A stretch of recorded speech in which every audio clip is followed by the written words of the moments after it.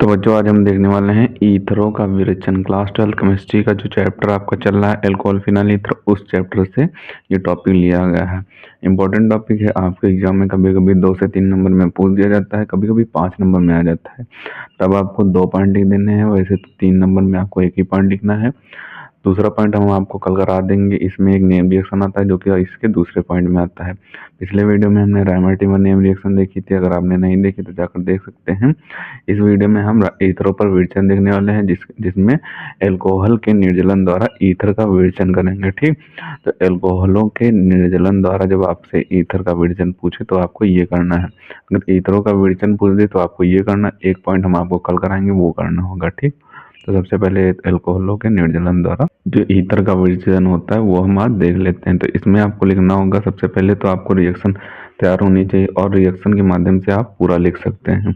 तो रिएक्शन में आपको बाद में करा देंगे, पहले आपको ये थ्योरी एक बार पढ़ के दिखा देते हैं। तो एल्कोहलों को प्रोटिक अम्लों, प्रोटिक अम्ल कौन कौन से होते हैं? H2SO4, H3PO4, ये प्रोटिक अम्ल आपके कहलाते हैं की उपस्थिति में 443 केल्विन पर निर्जलन कराने पर एल्कीन प्राप्त होता है। यानी कि 443 केल्विन पर निर्जलन जब कराया जाएगा तो एल्कीन प्राप्त होगा, जबकि इसी निर्जलन की अभिक्रिया में 30 डिग्री तापमान कम करने पर ईथर प्राप्त होता है। यानी कि ये जो प्रक्रिया है इसमें 443 से 413 डिग्री केल्विन ताप कर दिया जाए तो इसमें ईथर प्राप्त हो जाता है। तो अब इसकी रिएक्शन देख लेते हैं। तो यहाँ पे हमने एथिल एल्कोहल ले लिया, या फिर इसे इसका एब्रेविएशन नाम एथेनॉल होता है।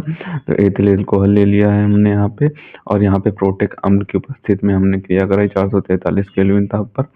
प्रोटिक अम्ल कौन कौन से हैं? H2SO4 है, H3PO4 है, ये प्रोटिक अम्ल हैं। इनकी उपस्थिति में हमने क्रिया कराई तो हमें एल्कीन प्राप्त हो गया।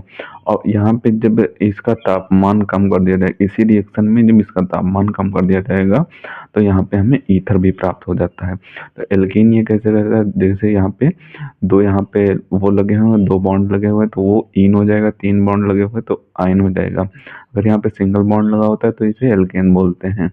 इसे एथेन भी बोल सकते हैं या फिर एथीन भी बोल सकते हैं, क्योंकि यहाँ पे 2 बॉन्ड लगे हुए हैं। अब हम इसी अभिक्रिया में जब 30 डिग्री तापमान कम कर देते हैं, यानी कि 413 डिग्री तापमान कर देते हैं, तो हमें ईथर प्राप्त हो जाता है। इसे एथॉक्सी एथेन भी बोल सकते हैं या फिर इसे ईथर बोल सकते हैं, क्योंकि ये यहाँ पे ईथर, यहाँ पे आर लग जाएगा, यहाँ पे आर लग जाएगा तो ये ईथर बन जाएगा। यहाँ पे CH3 CH2 लगा हुआ है, यहाँ पे CH2 CH3 लगा हुआ है तो ये एथॉक्सी एथेन भी बन जाएगा। तो ये आपका जब 30 डिग्री तापमान कम कर दिया जाता है, या फिर आप लिख सकते हैं 413 तापमान करने पर ईथर प्राप्त होता है। जो एल्कोहलों का निर्जलन होता है, एल्कोहलों का जब निर्जलन होता है तो वो प्रोटिक अम्ल के साथ होता है।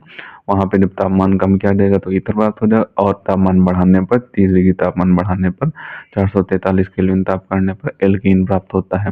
तो ये आपका ईथरों का विरेचन हो जाएगा। अगले वीडियो में हम ईथरों के विरेचन पर एक नेम रिएक्शन बनाई है, तो वो नेम रिएक्शन भी देखेंगे। तो सबसे पहले तो आप इसका ऊपर से स्क्रीनशॉट कर लें, बची हुई रिएक्शन का भी स्क्रीनशॉट कर लें। अगर आप पर ये रिएक्शन तैयार है तो आप ये थ्योरी आराम से लिख सकते हैं। थ्योरी लिखने के लिए आपको रिएक्शन तैयार होनी चाहिए। अगर रिएक्शन तैयार है तो आप थ्योरी आराम से लिख सकते हैं, अगर थ्योरी तैयार है तो आप रिएक्शन आराम से बना सकते हैं। तो दोनों में से आपको एक कोई तैयार होनी चाहिए, तभी आप दूसरे का लिख सकते हैं। तो इनका स्क्रीनशॉट कर लीजिए। तो इसे आपको अच्छे तरीके से तैयार कर लेना है। कभी कभी आपके एग्जाम में 5 नंबर में ईथरों का विरेचन पूछ दिया जाता है, तो उसमें एक नेम रिएक्शन भी लिखनी होती है, तो वो हम आपको कल करा देंगे। कल के वीडियो में इस वीडियो में एल्कोहलों के निर्जलन द्वारा ईथरों का विरेचन देख लिया है। अगले वीडियो में हम देखेंगे कि कोई नेम रिएक्शन होती है जिसमें ईथरों का विरेचन कराया जाता है, तो वो देख लेंगे। तो मिलते हैं किसी नए वीडियो में नए टॉपिक के साथ, तब तक के लिए धन्यवाद। और अगर अभी तक आपने हमारे इस चैनल को सब्सक्राइब नहीं किया है तो प्लीज़ सब्सक्राइब जरूर कर लें, क्योंकि हम इसी तरीके से क्लास 12 से रिलेटेड इंपॉर्टेंट टॉपिक पर वीडियो डालते रहते हैं।